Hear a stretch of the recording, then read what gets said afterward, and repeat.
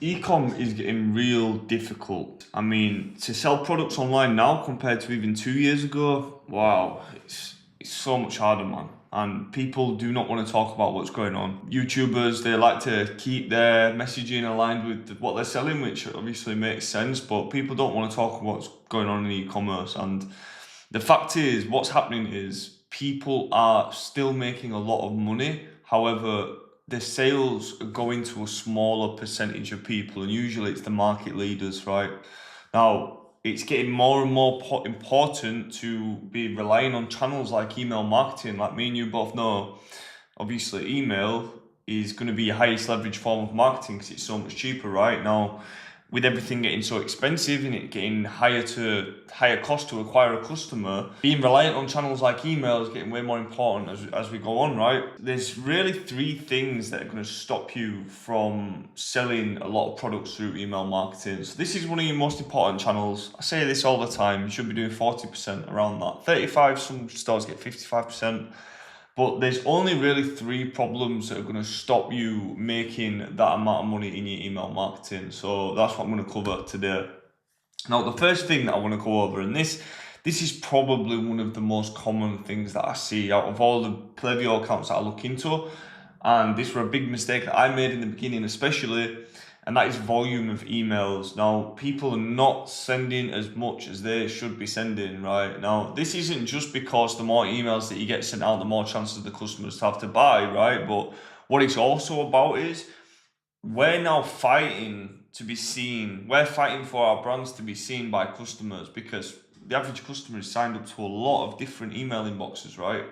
So they're getting messages all the time. So it's not about them buying all the time, but it's just about you staying top of mind, right? If they're seeing your brand 3-4 times a week, then all of a sudden they're going to be thinking about your brand way more often, right? Because we're always in the top of mind, always in the inbox. Now, there's two sides to this.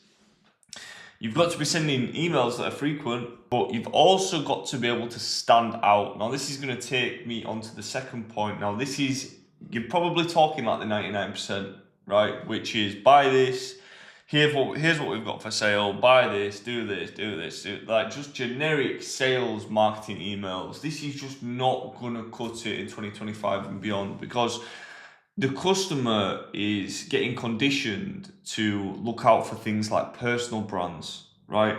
They're looking for brands that are a lot more understanding of them as people, right? And I'll just give you an example. Like if you're selling a brand to teenagers, you should be sending emails that talk in the same lingo as that person, so there's that level of understanding, and using stuff like the first names and this type of thing.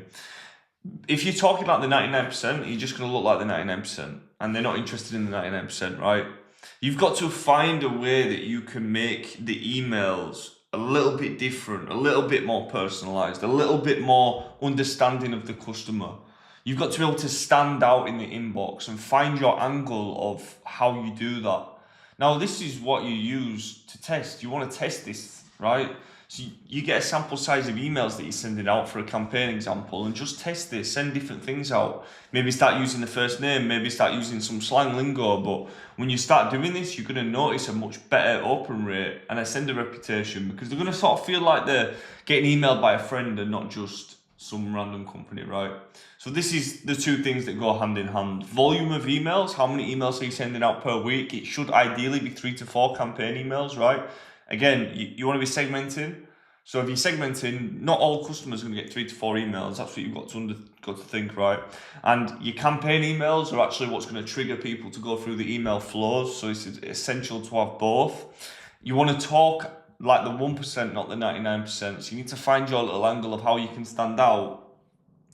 And the third thing is, most people, most brands, it's like they're trying to sell books to people who use TikTok, right? Now, what I mean by that is you're sending boring emails to people with short attention spans who are absolutely triggered by dopamine all day long. Now, you just got to think, right, what are most people doing? Most people are on the phone all day. They're on TikTok, they're on Instagram Reels, they're on Facebook Reels, they're watching YouTube. Their mind is all over the place, right? Now, if you're sending some boring sales email, to someone who lives in that chaotic state, which is most people, right? You know, you've seen how many views TikTok videos get, okay?